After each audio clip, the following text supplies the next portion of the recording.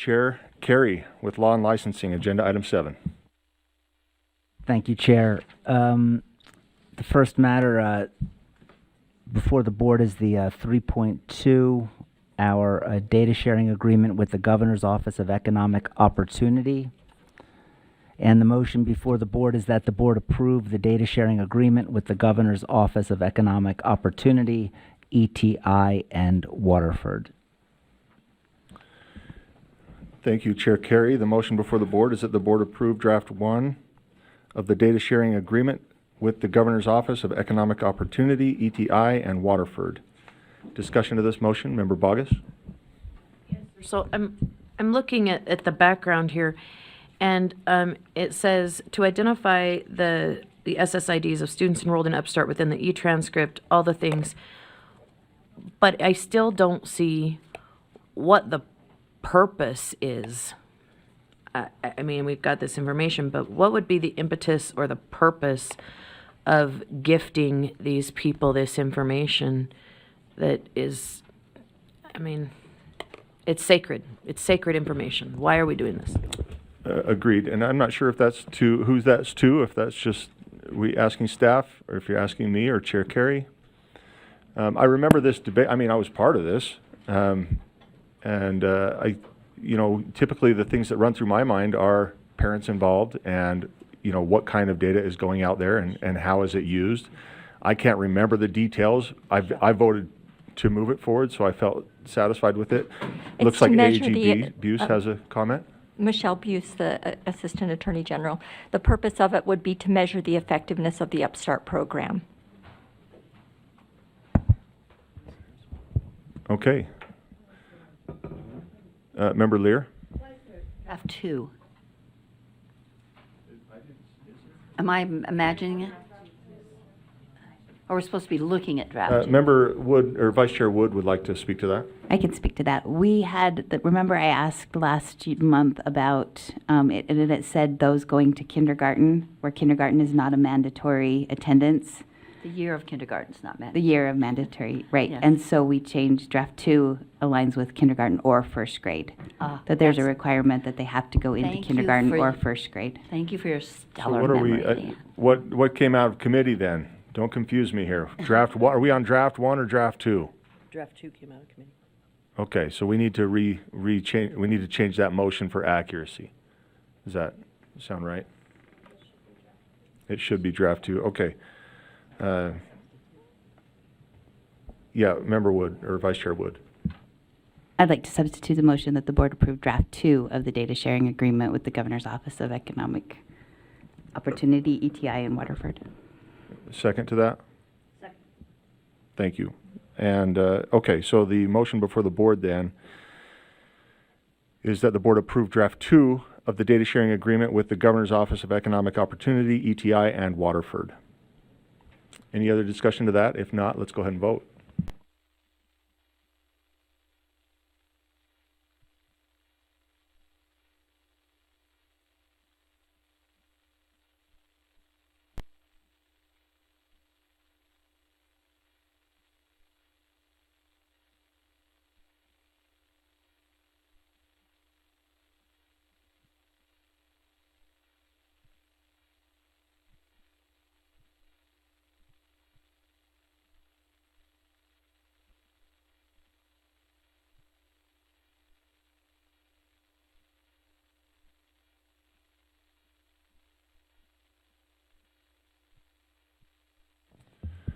Okay, that passes with 4 opposing, Member Hall, Member Brinton, Member Green, and Member Boggess. Chair Carey. Thank you, Chair. The next action item is 7.4. This is R277 6.8, prohibition of corporal punishment in Utah's public schools. And the motion before the board is that the board approve R277-608, prohibition of corporal punishment in Utah's public schools, draft 4 on second and final reading. Thank you, Chair Carey. The motion before the board then is that the board approve R277-608, prohibition of corporal punishment in Utah public schools, draft 4 on second and final reading.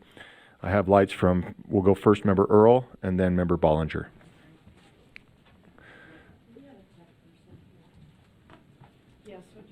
Member Bollinger, go ahead. Yes, on line 171, I would like to address the requirement that the foundational behavior support training must be completed within 3 weeks of employment and biannually. I know that often, and because all employees that supervise students would require this training, I don't know that that is a reasonable length of time to make sure that that training is completed for every new employee. For those in LEAs at schools and in districts, you're hiring new employees, paraprofessionals, coaches, teachers all year long, and to require that that is done within 3 weeks, I don't think is reasonable. So I would like to address that. Do we have staff who maybe, how did we come up with 3 weeks? Member Bollinger, as maybe somebody's going to come address that, is there a time frame in mind? Maybe keep that in mind that we could make a motion if you so desire. And yes, Deputy Superintendent Newey. I was just going to say that staff is here to answer those questions if you'd like to bring them forward. We would.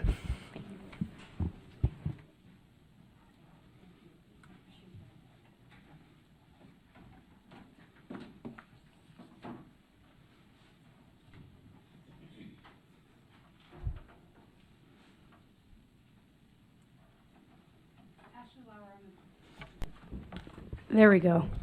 Ashley Lauer, behavior specialist. And we had that time frame. We felt like that having that foundational behavior support training was really important for educators and other employees coming into the schools. 3 weeks is flexible, so if there's something that you feel like is more of a reasonable time frame, we're flexible on that time frame. We just wanted to make sure that those who are coming into the schools had that foundation, within a reasonable time frame of coming into the school setting. May I ask a follow-up Member question? Bollinger, please. Am I correct in understanding that this functional behavior to support training is required for all employees supervising students, not just those implementing emergency safety interventions? Is that correct? Yes, that's correct. So the foundational behavior support training would be for all educators or all staff who are either overseeing behavior support or who may be asked to support with behavior as well. Do you have, can I ask a question? Is that okay, Member Bollinger? What is an unreasonable time frame? If 3 weeks is reasonable, is 3 months unreasonable? That's a great question, and I think that just thinking about students and what might be experienced in the school setting, I would say that there's not a set time frame, but 3 months would be, working with students for that long period of time. You may experience students who become escalated for some reason, so having that training earlier on would allow you to have some of those strategies in place to be able to help support the student. Okay. I don't want to be like Dwight Schrute. Is 2 months unreasonable? Right? Let's close the gap here.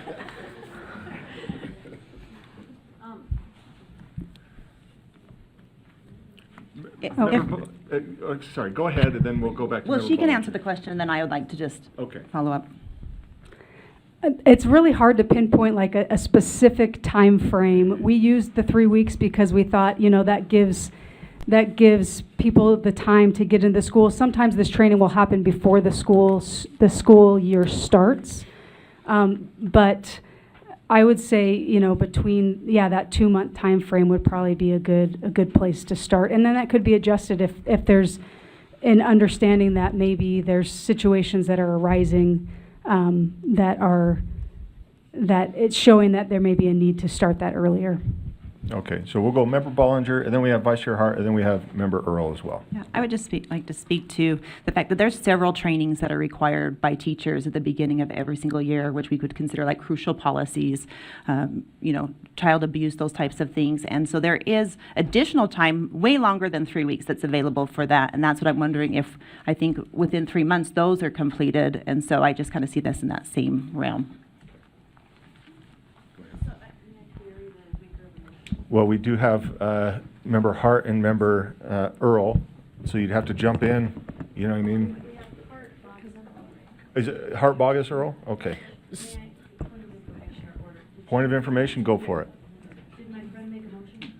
Not yet. There's no motion on the floor yet. Well, just the underlying motion, so, okay. Yeah, Member Hart. So when we're talking about this training, we obviously don't name trainings, but we're talking about MANT or something like that, or are we talking something different? Which one, remind me which one this is, because, yeah, I have that same concern. Who's going to take that? Is that for the, oh, go ahead. There's two different trainings here. The foundational behavior support training is more de-escalation strategies, the foundational skills. Right. That comprehensive emergency safety intervention, that's only for key identified school employees.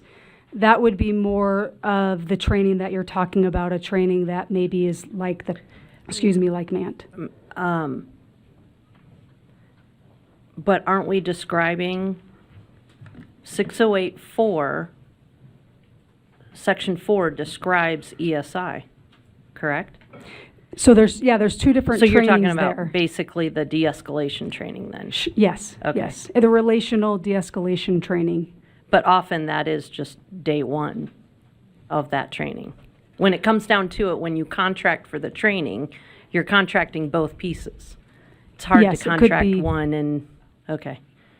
You All could right. also do that the de-escalation training, just having more people involved in that training. That was kind of the intent of this, is that there would be that training of, doing the de-escalation would Right. be available to more individuals, more And school then you do your employees. smaller group. Correct. I share the concern is, yeah, if everybody started at the beginning of the year and then we got no new staff until the next summer, and we started the year knowing who our staff is, but 3 weeks, you would end up, it almost forces you to have a trainer on staff, because you're going to be, if it's that small of a window, you're going to be doing that training multiple times, is what ends up happening. Okay, we have Member Bogus, Member Earl, and I know Member Bollinger wants back in. So let's keep going, though. Through the chair, sir, I see Member Bollinger's point, but my concern would be is that this training, if I'm reading this correctly and understanding the conversation, is like what we call safety care training, and it's training used to intervene with our, what we would identify as high flyers or high-risk kids. And I would offer that I don't think delaying that training is going to present the best environment in our schools. If we've got kids who are diagnosed with emotional behavior disorders and they are on IEPs and we know that they escalate quickly, teachers need that training. We're not talking about don't touch blood. We're talking about how do you intervene and mitigate behaviors that could potentially cause school safety issues. We're talking about mitigating the clearing of classrooms.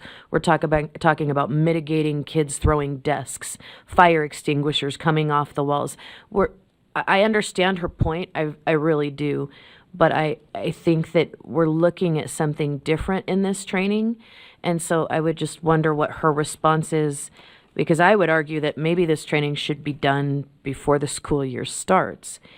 And I say maybe, because we're talking about a certain training that is meant to intervene with high-risk students that could potentially cause a risk to our students in our classrooms and a risk to teachers themselves. So I just would love to know your thoughts on that. I want to remind the board, there is no motion to amend yet. We're just talking about the rule as it's come out of committee. So, Member Bollinger, if you'll respond, and then we'll go over to Member Earl. Yeah, so my understanding, and you guys can correct me if I'm wrong, is that there's two different types of training that they're talking about in this rule. So on line 170, the foundational behavior support training is just the basic training that's required by this rule for every employee that's hired that supervises students, including paraprofessionals, coaches, and everyone that's working with students. On line 174, where it says the comprehensive ESI training, that is the training that's required for individuals that are going to implement ESI or like the emergency interventions. They have to have that comprehensive training before they can implement that. So to me, they're two different things. I agree that if you're going to implement a comprehensive, like an ESI, you should have that training before you're able to do that. So that would just basically mean that if there was a situation, those that have the comprehensive ESI training could intervene. So if they haven't been trained, they would not be able to intervene in that part. But if we leave the rule the way it is, then every person that is hired in the whole district has to have that foundational training within 3 weeks. Thank you. Member Earl. Okay. So I see your point, but I think the 3 weeks is of employment. I don't think it's every person in the school every year. I think we're talking about just our new teachers. And my question would be, through the chair, of course, if you're the only one there and no one else is there to intervene, and you're not adequately trained with high-risk students, what's the solution in those situations if we're delaying the training requirement date? And it's just a question. I don't necessarily disagree with the presupposition that there's a lot of training. New employees go through a lot of training. But this is one area where annual refreshers actually do really great things for educators, in my opinion. So I just, through the chair, unless she doesn't want to answer. Well, I think our staff wants to answer. I just feel bad for Member Earl. I just want to add a point of clarification. That may help with this discussion. We are developing an asynchronous course, a webinar that may help ease some of the burden for the training so that they don't have to hire someone to come in. This is a training that can be done asynchronously online as well. Specifically the foundational behavior training, not the second physical interventions portion. Member Bollinger. Question to that? Yes. So can you clarify for us, it says on line 170 where it says foundational training, so if that's required for everybody, but if somebody's doing an emergency safety intervention, they have to have that training before, and that is for key identified school employees. Is that correct? So the comprehensive ESI training is not required for all employees, only for those that are going to be key identified employees doing that. Does that prevent somebody in an emergency situation that is not trained on comprehensive from intervening?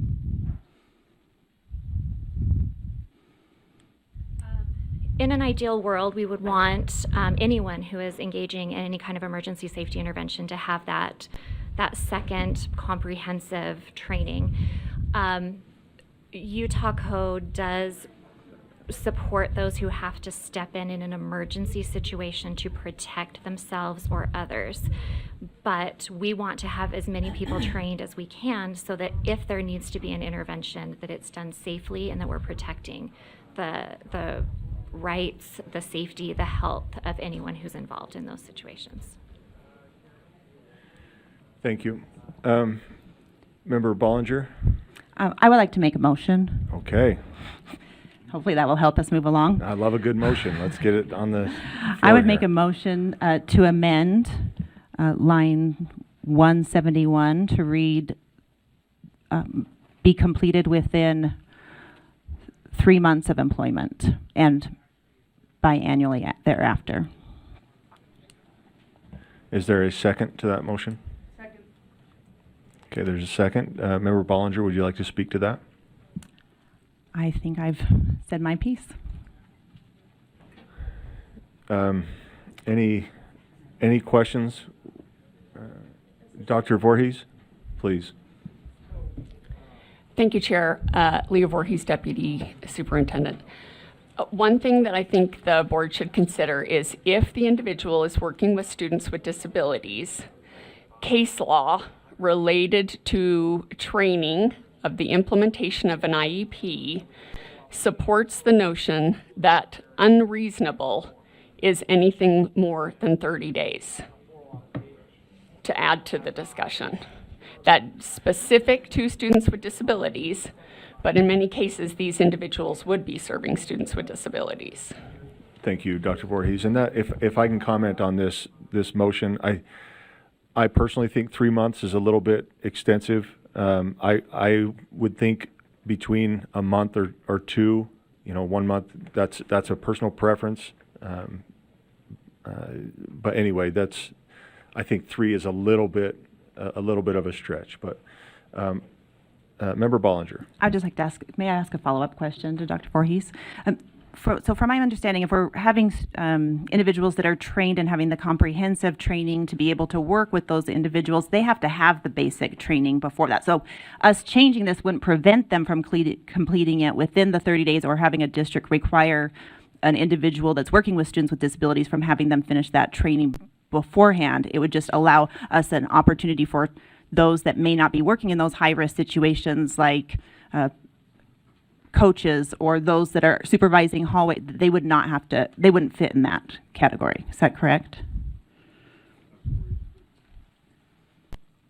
Thank you, Chair. Yes, that is correct.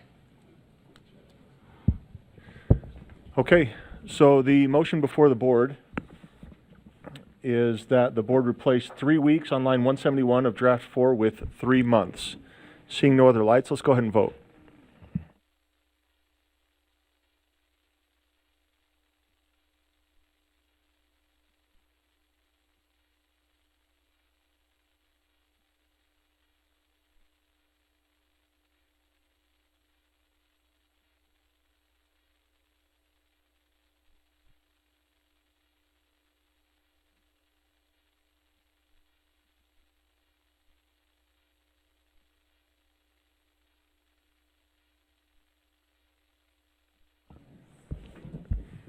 Okay, so that motion fails. The yes votes being Member Lear, Member Hart, Member Booth, Member Davis, Member Reel, and Member Bollinger. Chair Carey. Thank you, Chair Hymas. I have a motion, and that motion would be on line 55 to 57. Ben, did you have a chance to cue that up? Oh, I guess that's a no. Yes, I just had prepared the text.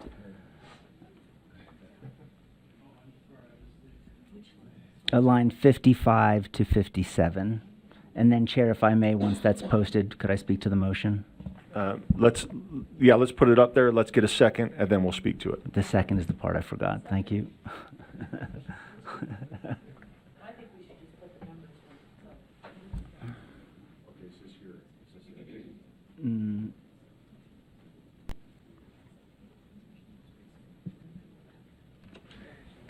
Yes.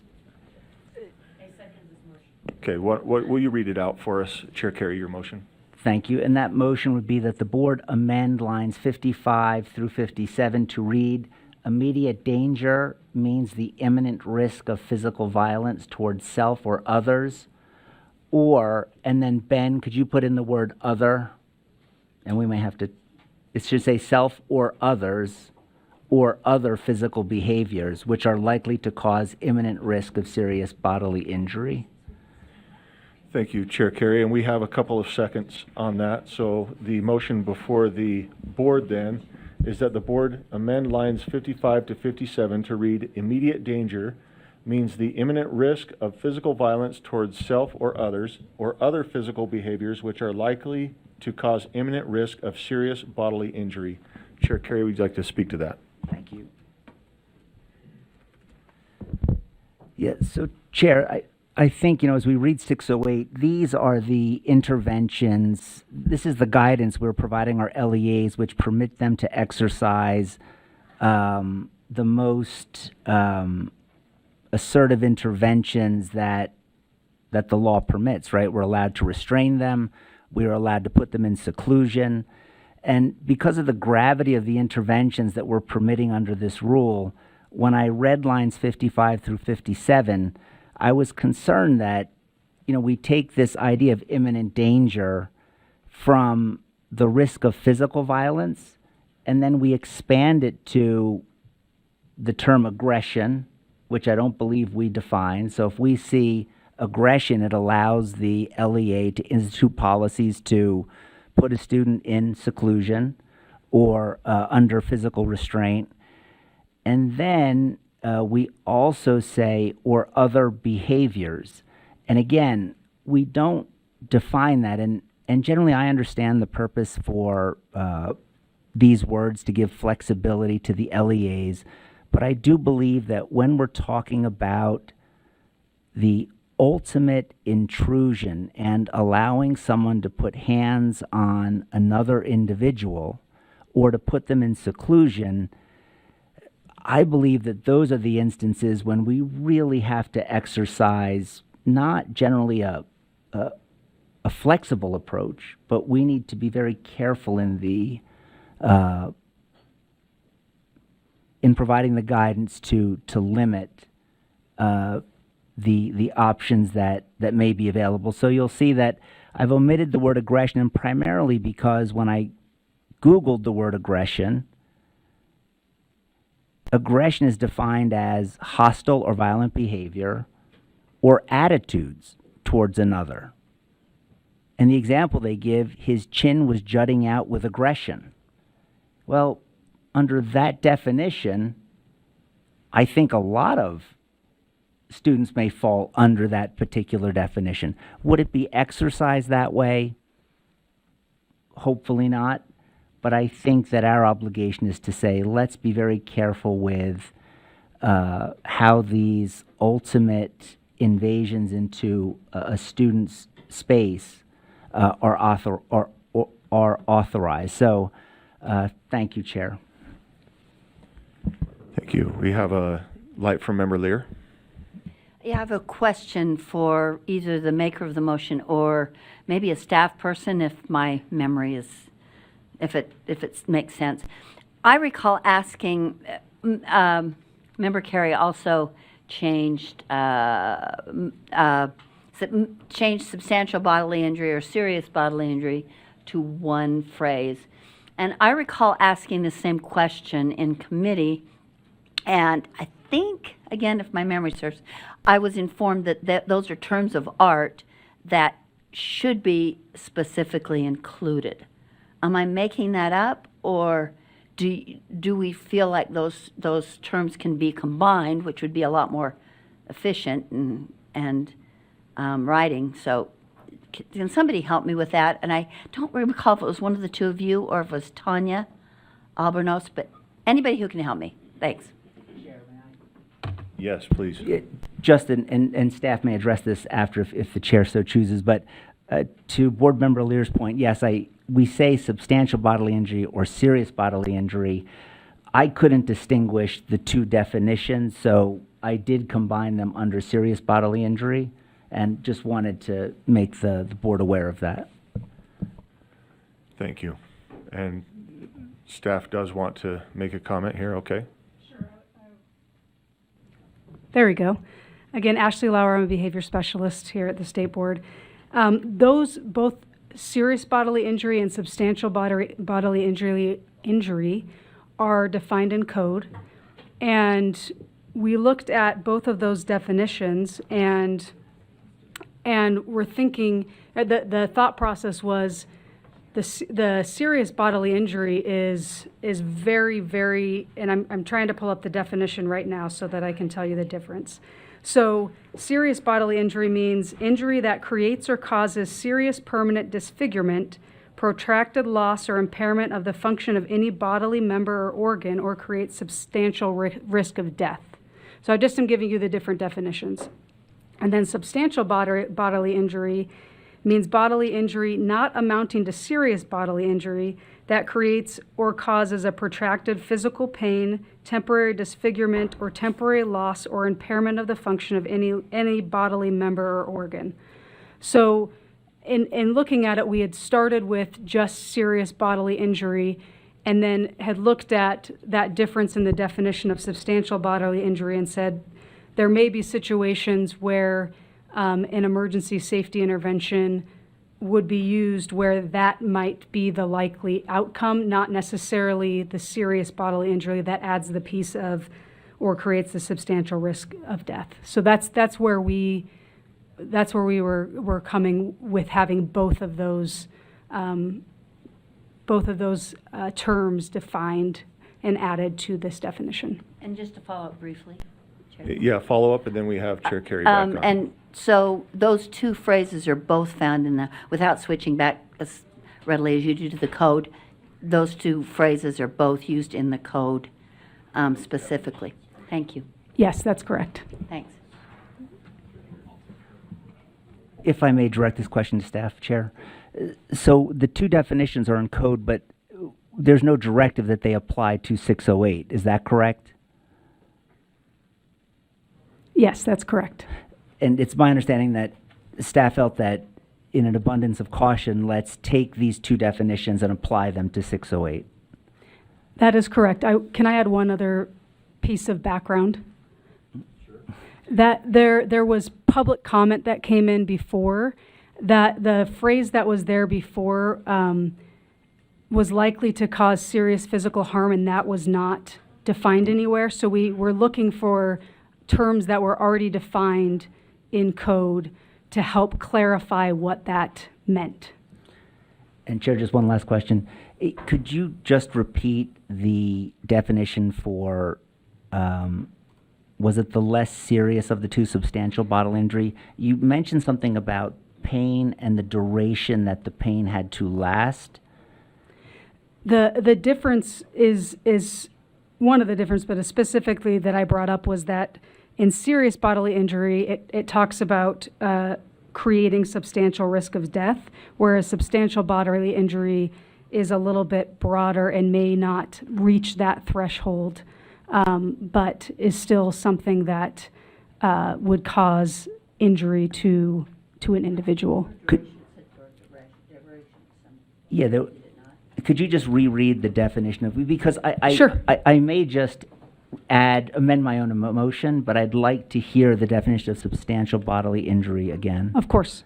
So it says substantial bodily injury means bodily injury not amounting to serious bodily injury that creates or causes protracted physical pain, temporary disfigurement, or temporary loss or impairment of the function of any bodily member or organ.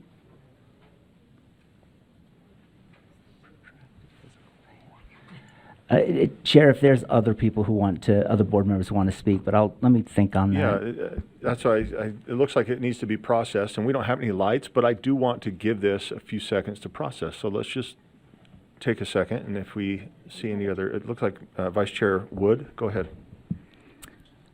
I would like to amend your motion, amend that and add in the substantial bodily injury. Would it be appropriate, I'll ask staff if that's all right, Chair, to add that code in there so that there is a reference to those definitions? Yes, so down in, I'm just pulling up really quickly the rule as it stands right now. In lines 76 through 77, serious bodily injury is defined. And then in lines 78 and 79, the substantial bodily injury is defined. Okay, then a follow-up, would substantial be anywhere else in this code if we take it out with Member Carey's amendment? I meant to say rule, thank you. Do you know? Let's give her, I could start pushing things. There you go. So the substantial bodily injury is specifically for that definition, so it's Okay, not yeah, found so anywhere I'll else move in on the with my rule. motion then. I'd like to add in substantial bodily injury to that. Yeah, Yeah, Chair Carey. I'm sorry, I would accept that as a friendly amendment. Let's- If let's- it's not too late, if it's already before the body, then. No, no, no, let's get some eyes on this, make sure it's, this motion then, well, it is before the body, isn't it? Yeah, so we need to put an amendment, an official amendment forth here. Yeah, let's just, is this clear? I want to make sure this is clear, for the sake of time and discussion. Is this, Vice Chair Wood, what you wanted, and Chair Carey, is this meet your thoughts? So, Member Bogus, go ahead. Let me state the motion while you're waiting for a light. The motion then is to amend the amendment that the board insert substantial or before serious bodily injury. And do you want to speak to this motion? Okay, Member Bogus. So my question would be, with respect, what's the difference? Because they both cite the same code lines. So line 76, the code line cited is 76-1-101.5, and in 78, the code line cited is identical. And if you go to that code line, there's only a singular definition. And while I don't object to the word or the sentiment, my question would be, we're trying to create a distinction without a difference when there doesn't appear to be one. What she read to us was. And yeah, let's get a. Would you like to? Oh.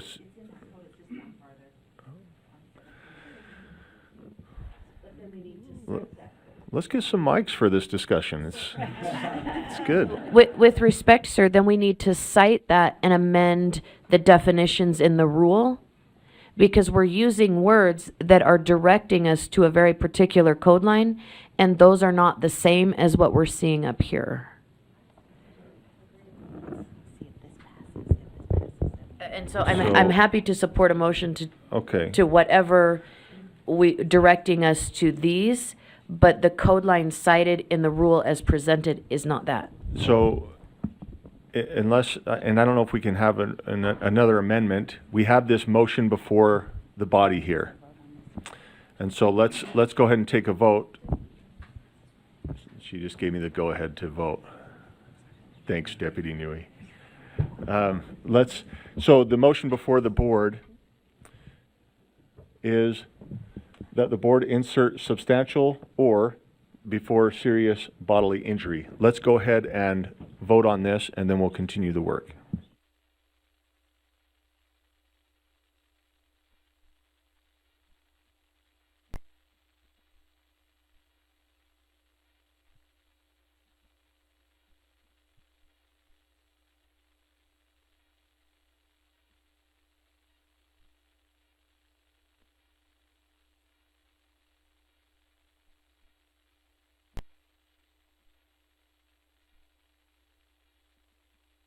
Okay, that passes unanimously with Member Davis absent. So with that, let's move. It looks like we have Member Bogus.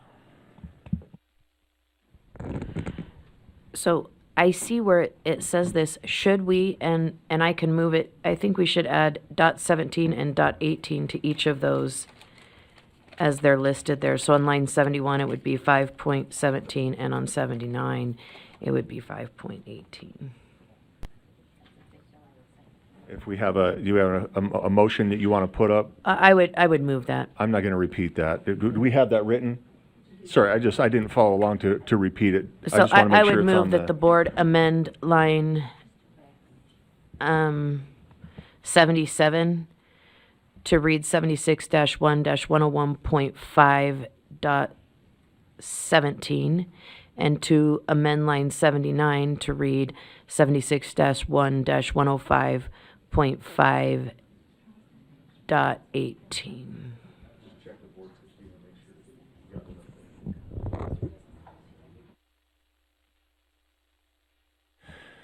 So the motion before the board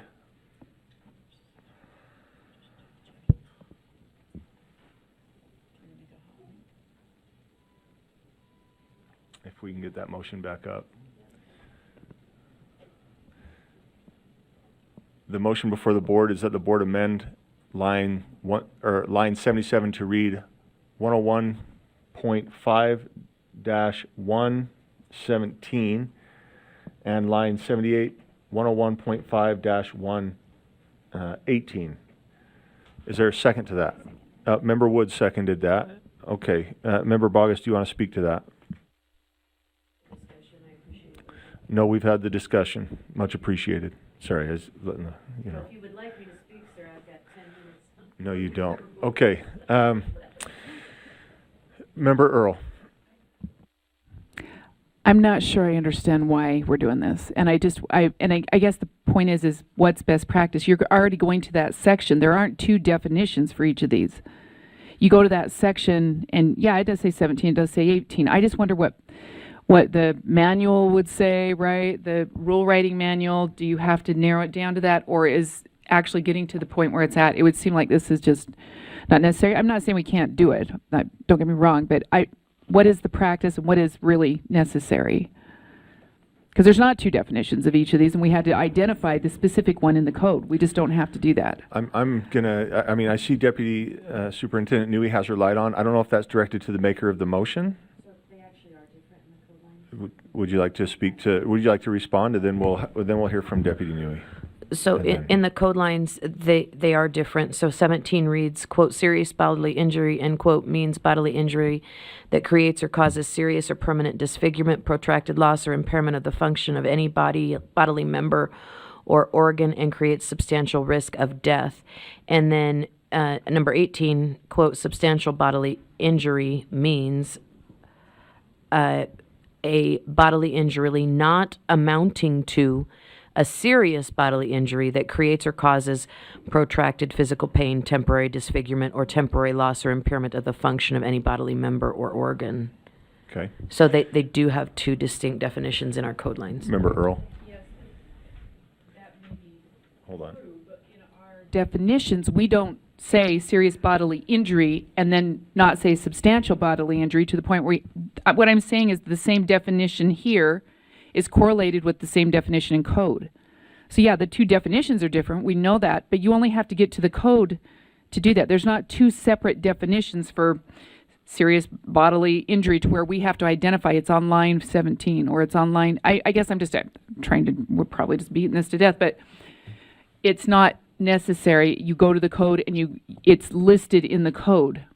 So that's why I'm asking what is the protocol for writing rules, because that's what we would want to adhere to. You're saying whether this passes or not, it's still going to be. You're going to the same location. You're going to get to the same definitions. It takes you exactly where you need to go. So it's not necessary is what I am saying. Deputy Superintendent Newey, and then we have Member Booth. Hi, thank you, Chair. The board can make this decision to change them. The only caution that I would provide is that by providing the specific subsection of the code, that opens up the opportunity that every time that code is amended, we would need to also amend this rule. And so we would need to bring it back every time they add a new definition to that section. Since they are done alphabetically, they often get moved around. So that's the caution I would give. Thank you. Member Booth? Just speaking from the point of view of a local board member or some leader of learning in a local LEA or charter school, any information that we can provide right there, it's right there. I don't have to go looking. I don't have to go find the code. I don't have to sort through a whole bunch of stuff. It's just there. And I can see the difference between those two, and that's helpful. And I'm just happy that somebody did that work for me. Thank you very much. Thank you. Member Green? Yeah, I kind of echo the same sentiments that Member Booth just spoke. I mean, here we have it. It's in quotations anyway. It's just a quick clarifier, and obviously if something changes anyway, we'll be changing it regardless. So I support this. Thank you. Okay, so the motion before the board is that the board amend line 77 to read 101.5-117 and line 78, 101.5-118. Let's go ahead and vote.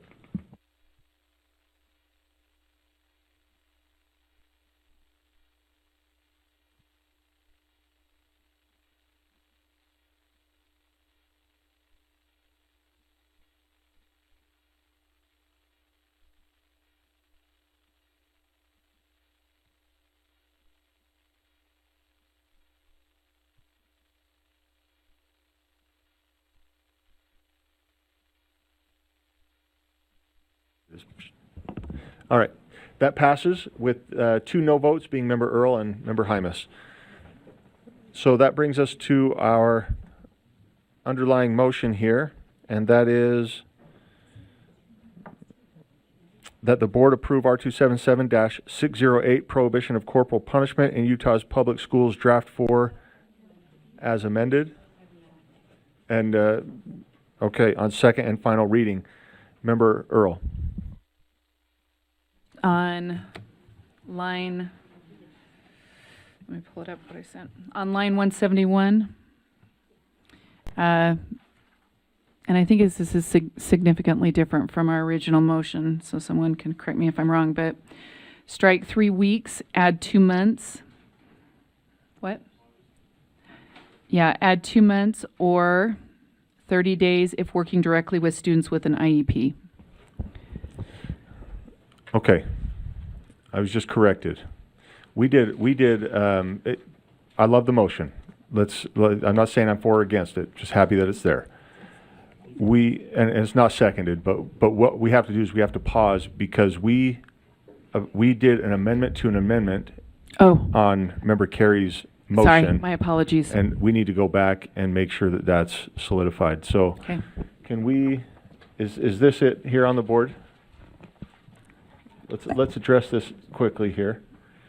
We're back to Board Member Carey's motion to amend that the board amend lines 55 to 57 to read immediate danger means the imminent risk. Does this need to be changed or was it already changed? This is ready to go. Okay. Immediate danger means the imminent risk of physical violence towards self or others or other physical behaviors which are likely to cause imminent risk of substantial or serious bodily injury. I see, Member Bogus, do you have a comment to this motion? No. Okay, let's vote on this then.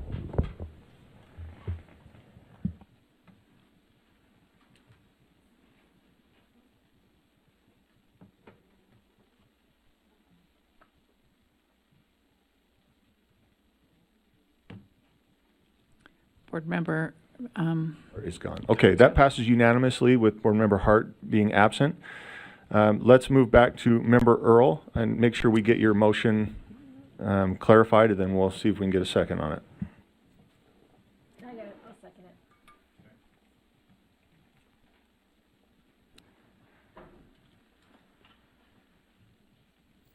it. Member Earl, is this accurate? I can't see. Where'd my glasses go? Let me read it. I got it. Okay. Yes, that would be accurate. Okay, the motion before the board is that the board replace 3 weeks on line 171 of draft 4 with 2 months or 30 days if working directly with students with an IEP. And we had a second from Member Davis. Is that right? Okay, so comments, we have Member Bogus and then Member Lear. Thank you, Chair. I'm wondering where students are in the halls, they're in the lunchrooms, they're using the restroom outside the scope of their homeroom educator. Under what circumstance would you not be interfacing with a student with an IEP in some capacity? And how many buildings in this state have 0 students with an IEP? Because we're typically, with these young people, we're not talking about a gen ed student. So I'm asking, under what circumstances would that just, like, you never see this kid ever. You just never see this kid, so there's no interfacing ever at all. Staff, please. So this was a suggestion that was made as part of a draft for the Law and Licensing Committee. Before it said all school employees, and the way that school employee is defined includes anyone who's directly or indirectly employed by a district.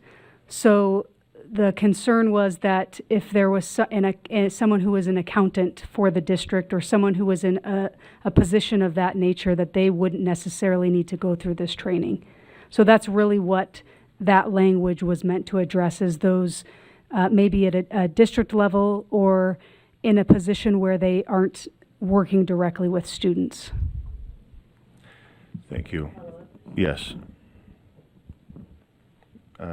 Yeah, Member Bogus.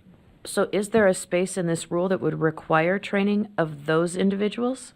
Because as I read this, it does not do that. Please. So those individuals would not need to go through this training. May I? Thank you. So as this reads, though, it seems like based upon your answer, this motion is not needed because they are already not required to be trained. Is that, I don't know if that's a question or a statement? Well, it's a question because it seems to me to be duplicative. If the rule does not apply to those individuals anyway, then why are we carving them out with this motion? And maybe I'm misunderstanding your question, but is what you're asking who I just spoke about as the district employee, the Yes. accounting personnel. So I think this motion is speaking directly to those who do need to be trained and the time frame within which they need to be trained. And so this motion would say that moving it from what it says in the rule currently, or the proposed rule, the 3 weeks, to 2 months or 30 days if they're working directly with students with an IEP. I'm not sure if that's answering your question or not. Well, it kind of, but my question initially was, which people inside an institution that interface and that children are present, which people inside that building will never interact with a student with an IEP? And so I'm not talking about people at the district office. I'm not talking about people who are maybe Well, subcontractors short or answer is whatever. none, right? I mean, they're just surrounded by it. So short answer, none. I mean, I see what you're getting at here. But my question then would be, what purpose does this motion have if the answer is none, sir? Yeah, I mean, it's a great question. Member Earl. Go back to the rule itself. I mean, this is just amending a piece of it, so you actually have to take it in context, right? So so on line 157, it says, beginning in the 2025-26 school year, all school employees who supervise students who may be asked to assist in managing a student's behavior, so there's the qualifiers right there, shall receive foundational behavior support training, which may include, then you've got, so this is underneath there, this is just part of that, but it's the foundational behavior support training must be completed within, and that's where this starts.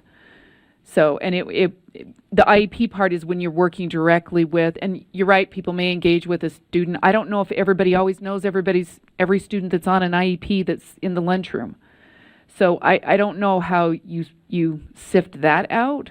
I think this is trying to create a flexibility for for new employees, but it also puts the emphasis, if you're working with students with an IEP, we really need you to have this done in 4 weeks.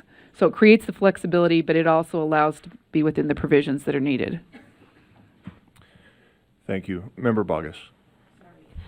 Knowledge of does not preclude interfacing with. So if I'm in the lunchroom and I'm supervising the lunchroom, I may not have knowledge that a student is on an IEP, but that student still has an IEP and still has special needs, regardless of whether or not one has knowledge of it. Okay. So I'm gathering that you're speaking against the motion. Do we have a motion to this motion? An amendment to this motion, I'm sorry. Member Bollinger. Yeah, I would like to make an amendment to the motion. If we can pull the motion back up. If we can just change it to, say, replace 3 weeks with 2 months. But not using taking out the 30 day, like, I want to strike, oh yeah, sorry, so I would strike, yes, sorry. So I would make a motion to amend the amendment to strike 30 days of working directly with students with an IEP. So there's a motion before the board to strike or 30 days if working directly with students with an IEP. Do we have a second to that? Not hearing it, let's keep going. Okay, so we're back to the Member Earl's motion then, which is that the board replace 3 weeks on line 171 of draft 4 with 2 months or 30 days if working directly with students with an IEP. Let's go ahead and vote.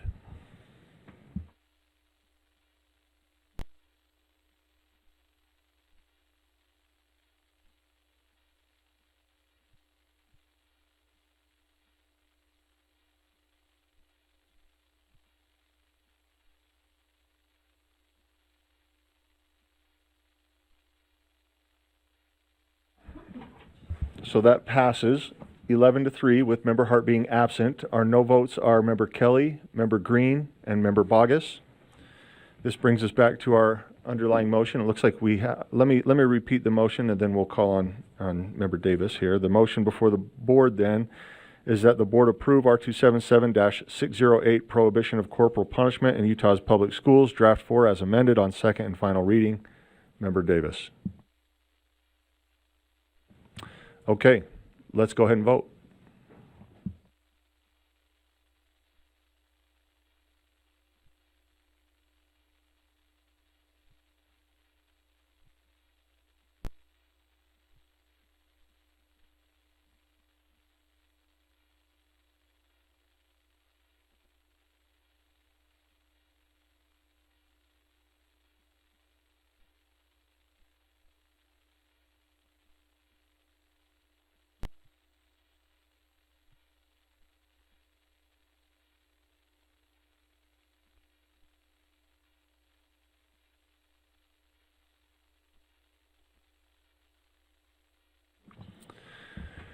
Okay, that passes 12-2 with Member Hart being absent and the no votes being Member Kelly and Member Bogus.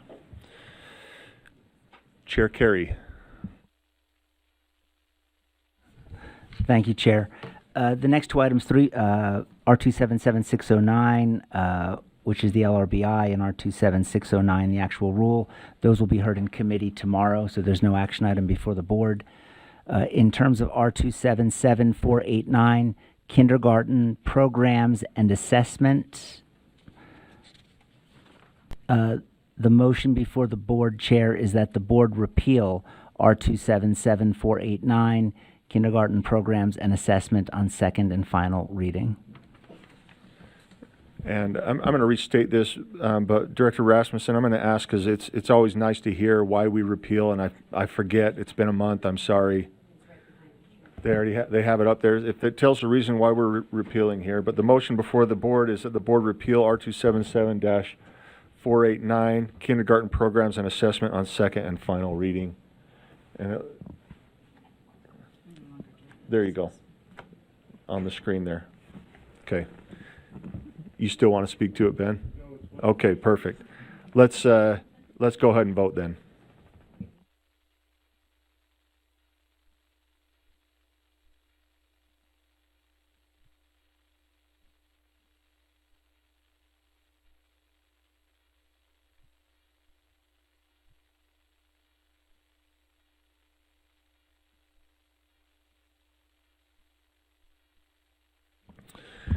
Thank you. That passes unanimously with members Lear and member Hart absent.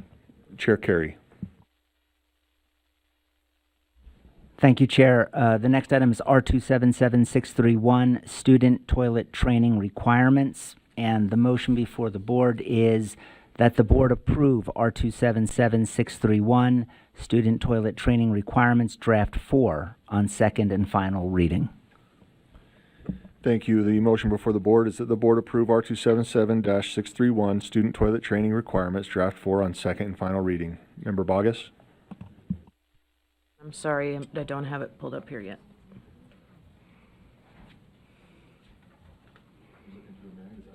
Yes, sir. So I would make a motion to reinstate the language from 56 to line 60. Okay, the motion before the board is that the board reinstate lines 56 to 60. Is that right, Member Bogus? Yes, sir. Is there a second for that? Second from Member Green. Member Bogus, would you like to speak to that? Yes, so I just think we're not thinking some of these things through to their logical conclusion. And while a lot of us think about our designee, our personal designee, and we think about grandma, or we think about, Aunt Sarah, or someone close to the family, the reality is that many of our students their parents don't designate that person. They designate maybe mom's new boyfriend, or they designate the neighbor that they can call immediately who can go get a change of clothes for their kid. And this could be a person that this young person doesn't even know. And so while we think these things through to their logical conclusion, we're put in a place where though a parent may choose this person, a child may actually not know this person. And so we're not thinking this through to its logical conclusion of risk, of student comfort, of all of those things. And it's no secret that I'm very passionate about this, that I think we need to do anything and everything in our power to mitigate risk to our teachers, to our system, to our institutions, and then ultimately keep our students safe. Thank you, Member Bogus. Member Davis, and then Member Brenton. I support the motion. I know we had this conversation last time and people said, well, what about just someone who comes and helps one time for the program or what, that is not this. This is a person who's asking for a waiver from code that requires a child to be toilet trained and a person who will be in there all day, every day. So if there's an adult that's going to be in there, this will be very rare. But if there's an adult that's going to be in there all day, every day, that person should have background checking and fingerprinting. Thank you. Member Brenton. I guess my question would just be, do we not trust the parents to pick who's going to be there with their child? Because I think the family in code and in law recognizes that the family relationship comes first and that the state is secondary and supportive, right, with schools. Thank you, Member Brenton. I'll speak to this just briefly, mainly because this was, and I'm going to ask for clarity from the maker of the motion. Can we get those lines up there? Because I'm asking if you're going to remove lines 61, just replace. We're looking to replace, right? We're saying, hey, you want to keep both? I'm not looking to replace. Can we get member, yeah, there we go. So, Chair, I'm not looking to replace. I actually think that line 61 through 63 is great language that came out of committee. I have no issues with that. I'm looking to reinstate line 56 through 60. Okay, Chair Carey, and then Member Green. Yes, Chair. Board Member Davis said something that I hadn't heard before about the all-day, everyday person in the bathroom. I just want to get a better understanding of where is that coming from. I had not heard that before in committee or by staff.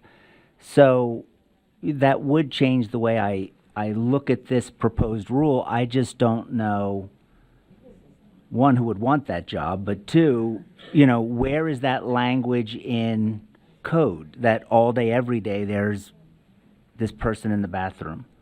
So either to Board Member Davis about the all day, every day, where is that language, or staff? I just hadn't heard it before. Thank you, Chair. Member Davis. I'm just speaking as a parent who's toilet trained 3 kids. I mean, it's just an all day, everyday affair. If you're seeking a waiver from the toilet training requirement, you're going to have either yourself, you're going to be in there all day, or you're going to have a designee. There's, you're not going to have someone that comes every 3 hours, says, do you have to go? I mean, that's not how toilet training works. Member Green. That's kind of weird. Yeah.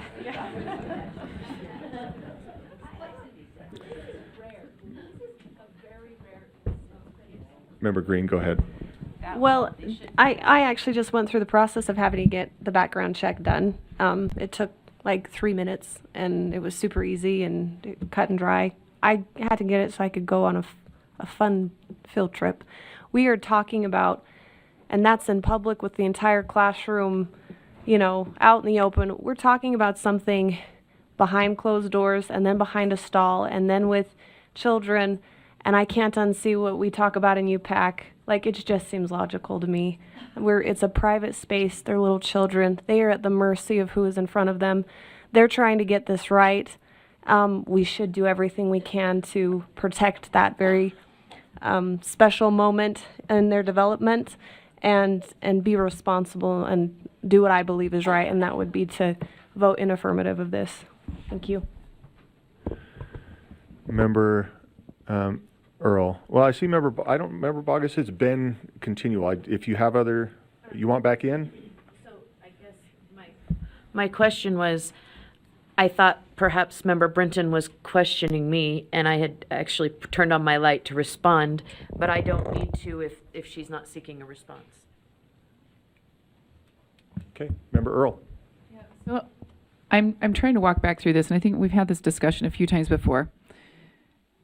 So we're asking the parent to pay for whoever, or, you know, whoever can come in and help toilet train. So we've got to have, I think it says that. Well, I guess that maybe we can tack it on with the lunch stuff, but an LEA may pass the cost of a background check along. You're right, they may. So if there's that complication, if they say, well, so-and-so has 6 people that they want background checked, right? If that's what we pass here. And then also just that if there is a need and the parent isn't able to get there, let's say the parent's out of town and someone, so then there's the complication of, oh, but we don't have a background check on that person, so who's going to help the child? Because now we don't have a background check. So it just adds a layer of complication that I don't think needs to be there. So. Member Bogus. So if mom and dad are out of town, they can't sign something acknowledging this designee, so that situation wouldn't apply. There just simply wouldn't be a designee. The child would have to fend for themselves. Thank you. Okay. Yeah, in my experience, background checks are costly and timely. I need to figure out what they're doing different so I can learn that. But I hear what Member Earl is saying when there's so many different scenarios here, but it's good discussion. I see a light from Member Davis and then Director Rasmussen also. So let's start, Director Rasmussen. If you'll go, then we'll go to Member Davis. Thank you, Ben Rasmussen, Director of Law and Professional Practices. I think staff just want to point out that this code already requires a background check. 53G 11402 requires that any volunteer in a public school that has unsupervised access to students get a background check. So we generally don't repeat and rule what the code already requires. So just wanted to point out that the code already has this requirement. Okay. Thank you, Ben. Sorry, do we have a... Okay, Member Davis and then Member Green. I mean, that's fine. I'd prefer to keep it in, but if everybody wants to take it out knowing that they're going to have to do it anyway, then this conversation is moot. But why were, Chair, I'm wondering why lines 61 and 63, were those added to try to mitigate 57 to 60? Because, I mean, it's a good idea, but it's pretty unrealistic. I mean, yeah, the little one has to go. You have to hurry and clear out the whole bathroom, and yeah. So they were added in lieu of, and now I'm not speaking as chair. I'm speaking as Matt Hymas, who put this language in during committee. Well, the committee put it in, but I suggested it. What's happening here is when a parent says, "Hey, I'm coming in," we don't want to background check parents to toilet train their children. right. We don't want them in public restrooms. I think that's been a debate that we've been having for months now. It feels like we've been having this for a while. And so the solution was, well, put them in a private restroom, right? And let the parent or the caregiver, whoever it is, sometimes it's you know, I live with my aunt or I live with my uncle or grandparent. So, and that can categorize as parent, I get it. But sometimes that designee has to come in because mom or dad is at work and can't get off, right? Toilet training, like you said, it's not a one-time thing. So I can't keep taking work off. And so the solution was, we'll put them in a private restroom. And then I ask, is there one LEA, one school that does not have a private restroom? And there was one example. And so we have to change the language, right? So that all kids are covered. And they said, we simply just make sure that the restroom is cleared. So we get the kids out and make sure that there's a private environment. Now, is that easy? I don't know. I mean, I could go to my school, I can clear a restroom pretty easily, right? But yes, it's doable. I don't think it's as complicated. So that was, yes, this was in lieu of, this was a replacement to say, look, we get that making you do background checks, if you're going to volunteer, to the staff's point, if you're going to volunteer, yeah, absolutely. But if you're going to come in because your kid had an accident and you're going to help them get cleaned up, because toilet training, remember, before they have to, I know I'm speaking a lot, they have to be toilet trained before they can go to kindergarten unless there's something else going on, and then we have to make a plan, and LEAs need to make a plan with the parent. So we just want to make sure that we're getting the student the help they need without requiring, okay, this is your child or your grandchild or, you know, your whatever. Now you have to go get a background check in order to go into this private restroom with the kid who the parent trusts you with in order to get the kid help. Long answer to a short question. My apologies. Thank you for the information. May I make an amendment? Please. Well, actually, we may need to vote on hers first. I don't know, but I'd like to amend that shall to be a may. And I would have probably been okay with 61 to 63 when we were all half-day kindergarten and there was a little private restroom right there in the room. But now we got kids out in the lunchroom.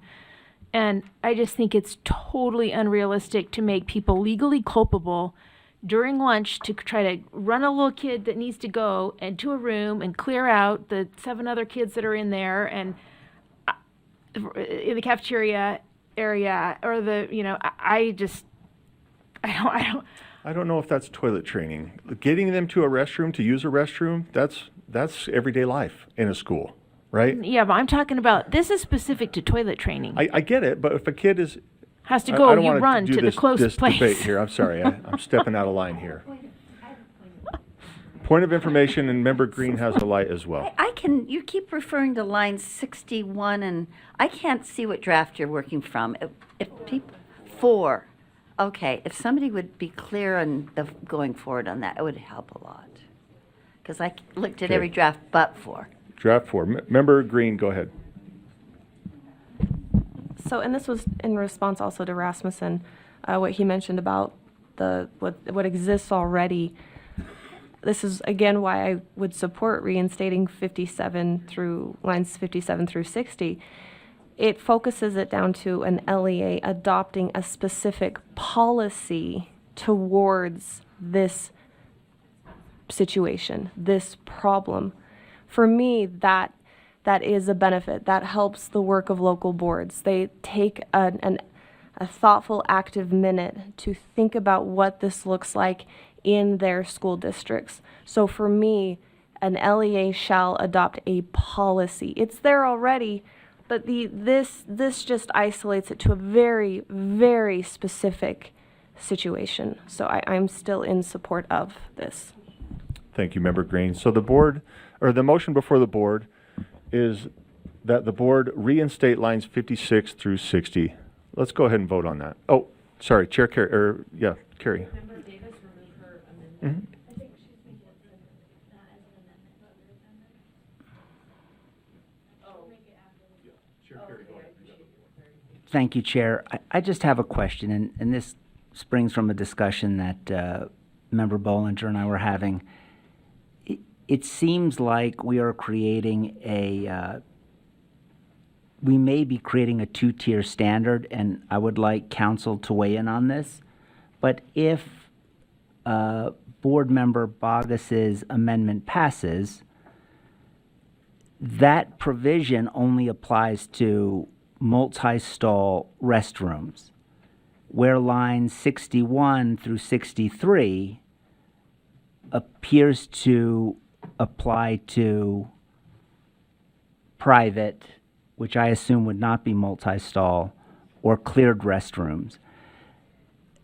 And so the way I'm reading this, and this is what I'm asking for clarification on from council, is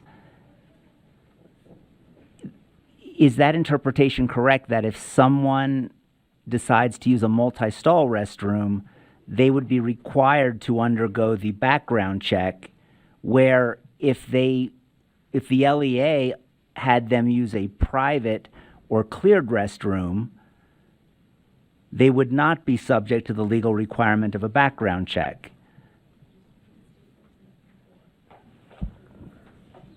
Michelle, do you have a? I don't read it that way. I read it as that you would have to have the background check regardless. Even though the background check provision is in line 57, the provision that only that is related to the public multi-stall restroom. I don't see that relating only to a public multi-stall restroom. I don't see the language in there that says that it's only a public multi-stall restroom. It does, if I can interrupt, Doesn't- it's on I've line not seen- 58. Oh. Can you see that, Michelle, where it says requiring a background check for a parent's designee entering in public multi-stall restrooms? Is that what you're Okay. referring to, Chair Carey? Then it would give you That- two. It So I is, thank you. apologize, I did not see Okay. that language. And it would give you two different Standards. standards. Having the language that Board Member Hymas proposed in committee and having the language with the background check does give you two different standards. And Chair, if I may, so arguably it gives the LEA two different options as well. Yes, it would. Because then you could have the LEA say, we want background checks, or if they would rather send them to a private restroom, then they wouldn't have to get the background check, as I understand it. Can I clarify, if this were reinstated, if Member Bogus's motion goes through, you're saying the LEA has an option? Thank you. May. Or put the word may. Correct, yeah. So is there an amendment or a motion that somebody would like to bring forth, or are we ready to vote on Member Bogus's just would- process? Or are you ready? Go ahead. No, I'm just thinking if Member Bogus's motion does pass, then a secondary motion to Oh, I see. amend the shall to a may, that Yeah. would bring it to the point where it may make the most sense. Yeah. Yeah, let's tackle this motion that's on the floor then. And the motion is to,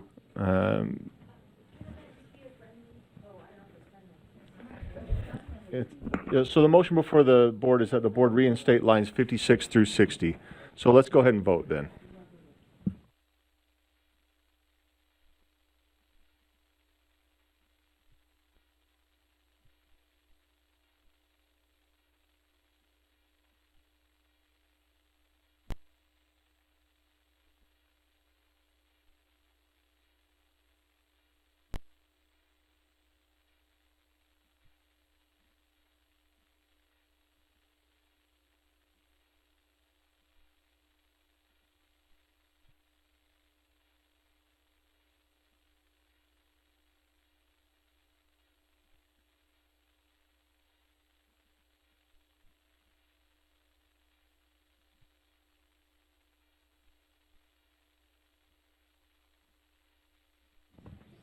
Okay, that passes. 9 in favor, 6 opposed. Those opposed were Member Bollinger, Member Earl, Member Lear, Member Reel, Member Hymas, and Member Hart. So, let's, I believe, I believe there's a motion. If not, we have an underlying motion.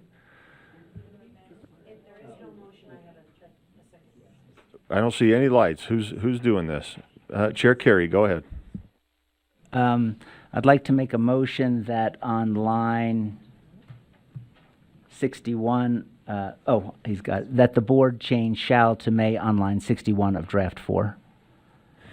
The motion before the board is that the board change shall to may on line 61 of draft 4. Is there opposition to this? Okay, we've got some lights. So we have We have member Earl first, then member Lear, and then member Bogus. So Hold on. Is there a second to this motion? We got a second. Member, or Chair Carey, would you like to speak to this? Okay, member Earl. So we're only doing a may on line 60. So an LEA may ensure that. You have to put it or if you want it in lieu of the 57 to 60. You have to put it or right here. Okay, so we're still requiring anybody that comes in to do the background check, or is it going to be you get to do one or the other? I guess that's what I was hearing out there. But this is just you have to do still the background check, but then you may clear the bathroom. Is that what I'm understanding? That's what I'm reading? That's what I understood, is if an LEA or a school, we'll say a school, decides to clear or use a private restroom, it would not require a background check. The But background that's check. not what that says. Well, so that's It does? that's what we need to fix then, because in the reinstated language that is now reinstated, the background check is required only for a parent's designee, not a parent, and their designee entering in public multi-stall restrooms for the purposes of aiding. So if from my understanding, if they choose to use a private restroom or a cleared restroom, they would not need a Is background that how it check. reads to you?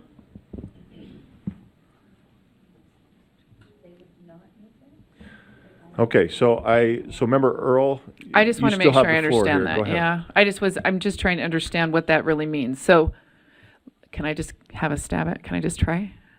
So you have a friend come in because you're out of town, right? And you have a good friend that's taking care of your kids. Their 5-year-old has an accident or trouble potty training or whatever. And so they come in, but they are not background checked. You were only gone a couple days. But if they clear a restroom, if the school clears a restroom Or provides a private or restroom. provides a private restroom, then they don't have to have a background check. Is that a confirmation? Yeah, the background check's required regardless. So if that same person came in, and let's say they didn't have an accident, let's say they were potty training because mom and dad had been potty training before, but then they were gone, yeah. So now, no matter what, they've got to have a background check, but they could use a multi-stall or a, am I right? Can I make an amendment? Can I make an amendment? Is an amendment? It's got to be or, it's this or that, or in lieu of, or, I know, it just went dark. okay. There we go. So, So has number 4 passed? yes, that's in there. Oh, the change to shall and may. Okay, so we've got a lot of side conversations trying to gain clarity here. We have an amendment that has been put on the table to change shall to may. And that's what we're kind of debating here. So I'm going to go back to Chair Carey. I've got lots of lights on here. Chair Carey, we'll go ahead and give it to you. Thank you, Chair. Yeah, add my name to the list of those who may be confused. It was my understanding after we asked for council's opinion that the background check would only be required for, according to lines 56 through 59, for those individuals using a public multi-stall restroom. That was my understanding based on the, again, my understanding based on what I thought I heard from council. Now I'm hearing that no, that same language would apply to whether they are using a multi-stall restroom or a private or cleared restroom. And those are obviously not congruent. So I would ask for clarification from council. My vote would not have been the same if that analysis had been different. So I'm asking for clarification on just if they use the public multi-stall restroom, It's my understanding that a legal background check is required. If they don't, if they use a private or cleared, that background check is not required. Is that interpretation correct? If we could hear from council, Chair. Yeah, Michelle, are you ready? Or Ben. And we do have Or- a point of information, and then we'll jump, point of clarification. I think part of the confusion is the reinstatement of the language ultimately would move that reinstated section after number 4, because as it is presented in draft 4, number 4 belongs to section 3, not section 4. So we can clarify So- that, but let's get clarity to. The idea that one is predicated upon the other because it's in the same section would not be true, because this number 4 actually belongs in section 3. So in the final iteration of this rule, it would be in what the policy should contain, as opposed to the background check section of the rule. Okay. I don't know if that helps people, but in the final iteration, that's how it would read. Michelle, I think that what Ben brought up was a separate statute that says that everyone who has significant unsupervised access to students has to have a background check. It's going to be volunteer, an LEA, up to an LEA to determine whether or not this qualifies as significant unsupervised access, and that they would require all of them to have a background check if, in their eyes.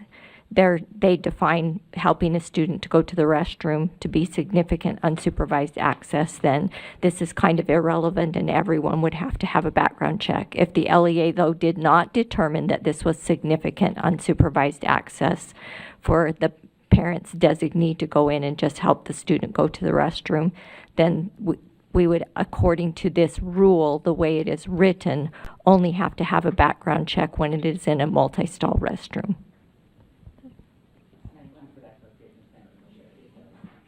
okay, it looks like we have member Lear and then member Lear. I don't even know where to go with this. All I know is it's not going to be helpful to employees to say, is this a multi-stool restroom? Is this the parent's designee, or is this a volunteer? Is this an employee? I think we're making it harder for employees to do the right thing for children. And I think that the committee, I know this part, the committee wrestled with this same language for about an hour and a half. And I believe and still believe that the original language was much clearer, much more protective of children, much more reasonable for LEAs. So I'm very frustrated that we are obsessing about the 1/3 of 1% of kindergarten students, age students who might be having this problem. So Thank you. Oh, never mind. I was a rant. I'm no, done. you're, I didn't mean to cut it off. I wanted to, okay. We have member Davis here, but I want to remind the board that the language on 56 through 60 is now back in. So we have a different beast to tackle here, right? Unless somebody who's on the prevailing side brings it back and changes their vote. Otherwise, this is where we're at. So member Davis. I'd like to obsess over the word shall, please. Did we change that to may? That's what's currently on the floor right now. Did someone already make the motion? I'm trying. Vice Chair Carey made a motion to change shall to may. I mean, without a, maybe No, I that's- don't think he did. Okay, then. He did. But I don't think. But I believe that, I'm going to turn the time over to Member Hart. She may have an amendment. Okay, so at the end of the day, I think that this same conversation is going to happen regardless of what the correct legal interpretation is, every LEA is going to have the same conversation and longer. So I think we should just write what we mean and be done with it regardless of what. If we assume, because 57 through 60 is there, and, 57 through 59, it says that you have to have a policy for a parent designee. Now, entering a public multi-stall restroom. The fact that it is a cleared restroom doesn't make it doesn't make a cleared restroom not any longer a public multi-stall. So what we need to say, if we want to give the choice, which I think is, personally, that's where I'm going here, then we have 57 through 59, and the amendment would be to add, or we would say, an LEA shall ensure that toilet training assistance for a student who is not toilet trained as provided occurs in a private or cleared restroom. We just need to say one or the other, because when you put public multi-stall restroom on line 58, even though it's cleared, it is still a public multi-stall restroom. So we're not providing clarity. So the only thing I say is at the end of what is 59, we say or. And I understand what you're saying about for may belong to the previous one, but that's not what this, like, that would make it even less clear, because at the very end, you need to give the two options to the LEA. Either there's a background check for a designee, or the school clears the multi-stall restroom or provides a private. That's what we need to say. Okay, Right. she never made a motion. We're waiting for a motion. No, I did. I said you? my amendment would be to add or Okay. at the end of line 59. Is it seconded by Chair Carey? Or it's a friendly, so is it? It's just, the only other thing, if it's a friendly, does she want it, with the maker of the motion, want it? Have it remain a shall or change to a may? May, because it's one or the other. Then I accept it as a friendly. Okay, an LEA may provide, they may do this or they may do that. Who's typing this up? Good luck. I mean, I think that just, So let's check the board. We have lunch starting 7 minutes ago. And but I want to get this motion addressed here. So let's make sure that it's, line 60 goes away.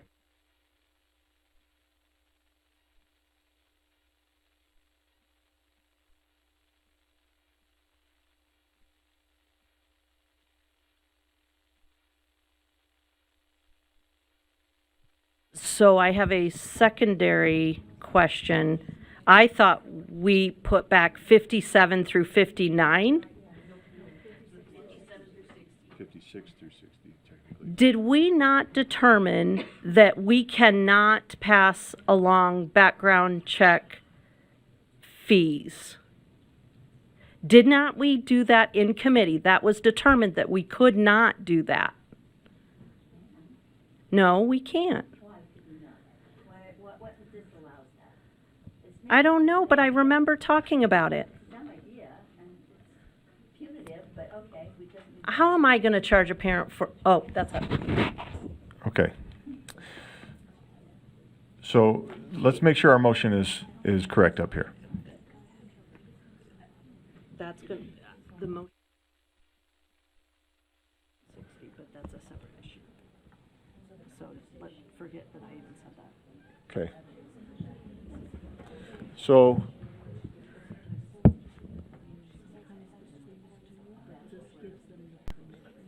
Vice Chair Hart's motion is to amend the amendment, line,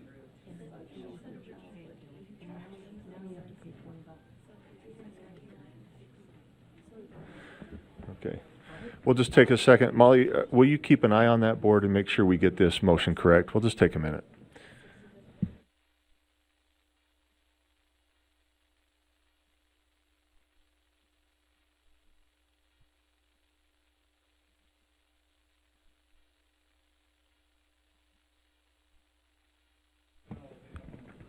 Yeah, as that motion is being put together, remember Reel? I'm trying to remember, but I thought that we have made legislative requests to make changes to this code. So does that mean that coming after March, we're going to have to turn around and do this all over again?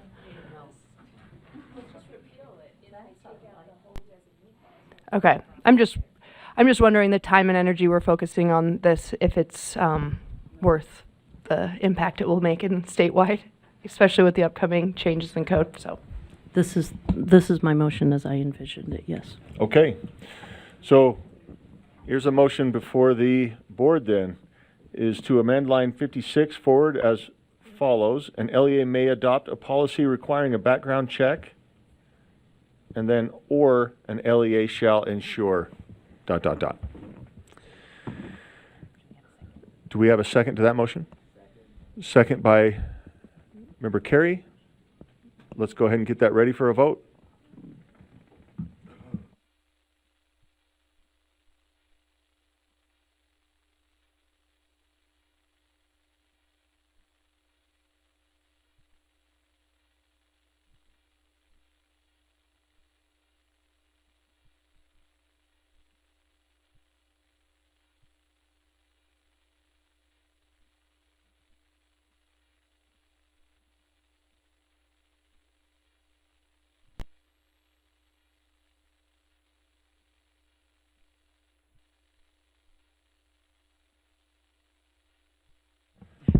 Okay, that passes. 14 in favor, 1 opposed. Member Bogus. So now we have this was an amendment to amend. So let's go back to the underlying amendment.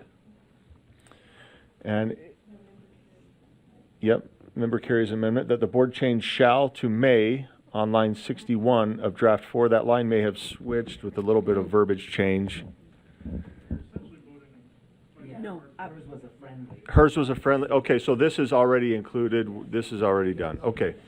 Then we're back to an underlying motion that says that the board approve R277-631 student toilet training requirements draft 4 as amended on second and final reading. Member Bogus. So I would move the language on the screen after line 63 that states when a parent sends a designee to assist with toilet training under this rule, an LEA may require the parent to sign an agreement releasing the LEA from liability for possible abuse that may arise during private interactions during toilet training.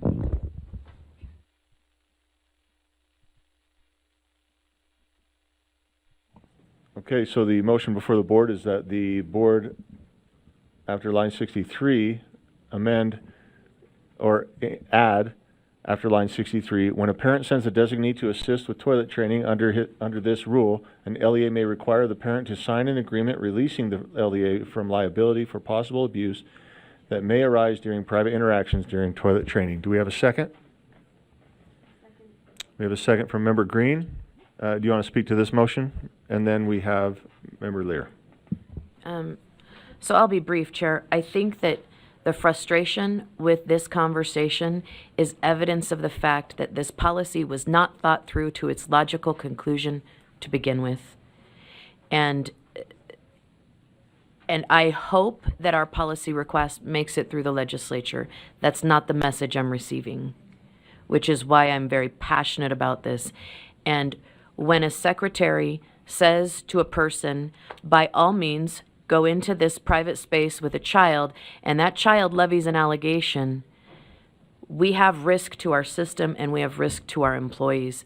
And I think we need to mitigate that risk in every place we can. We need to protect our employees and we need to protect children. And parents need to understand the gravity of the decision that they are making. And again, I want to reiterate that when we think about this from our perspective, we're thinking about grandma or Aunt Sarah or maybe even Uncle John. But for many of our families who don't have family here, we're thinking about maybe the super who goes in and gets a change of clothes and goes to the school, or mom's new boyfriend, or dad's new girlfriend. We have to think from the outside our own perspective. And the reality is that allegations of abuse can and may occur. And we need to make certain that the employees that authorize that interaction are clear from any and all whatever that can arise. This is a parental decision, and if they make that decision, the school is free from liability. Thank you, Member Bogus. Member Lear, I'm going to defer to you. We have 2 staff lights on. Okay. Okay, so AG Buse. I appreciate what you're saying, but in the 10th Circuit where we live, and we live under the law of the 10th Circuit, it says that a parent can't waive the liability for their student, for their child. So it wouldn't be upholdable in the court of law.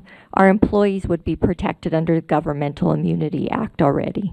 So the employees have a form of protection under the Governmental Immunity Act, but the liability waiver would not be enforceable for a harm to a child. Thank you. We have a follow-up? So is there a way of, if a parent makes this decision, preventing them from filing any form of litigation against our employees? Not if it was for harm to the child, because the child retains their right until their age of majority. Thank you. I would just withdraw the motion and ask us all to go to the legislature and get them to repeal this code. Okay, motion's withdrawn. So, and is that, I'm going to turn to our second on that, Member Green. You seconded that. Are you going to, do you want to keep it or accept the withdrawal? Okay. No worries. That's what we're talking, that's what we're doing here. So the motion before the board then is that the board approve R277-631, student toilet training requirements, draft 4 as amended on second and final reading. Deputy Superintendent Newey. Apologies, Chair, but I just wanted to bring something to the attention of the board that HB 121 last legislative session prohibited LEAs from passing on the cost of background checks to anyone. And so line 60 would be against current law as it is written. Thank you. Apologies. Do we have an amendment? Because it's currently in rule. Member or Chair Carey. Yeah, Chair, in light of the what the Deputy Superintendent Newey shared, I would like to make a motion to strike line 60, period. Seconded. Any opposition to this motion? Seeing none, that's going to go through unanimously. Okay. Chair Carey. Let me restate and we can vote and go from there. Again, the motion is that the board approve R277-631 student toilet training requirements, draft 4 as amended on second and final reading. Let's go ahead and vote.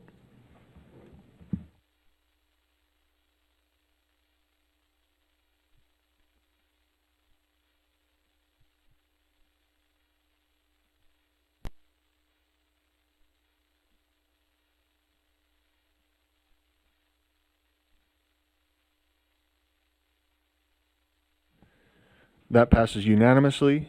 Chair Carey.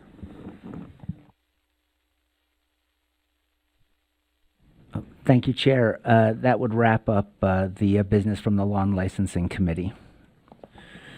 Thank you. Okay. Board members, here's where we're at here. We are 18 minutes behind schedule. We want to do a 30-minute lunch to get us fed. When we come back, we are going to come back to Board Policy 2001, so please take this time to get familiar with it.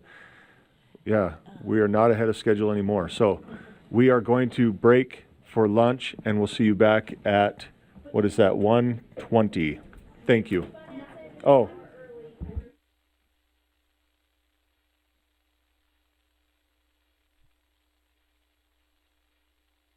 The question is, which draft are we coming out of for 2001? It is draft 2. That's where we are beginning, draft 2.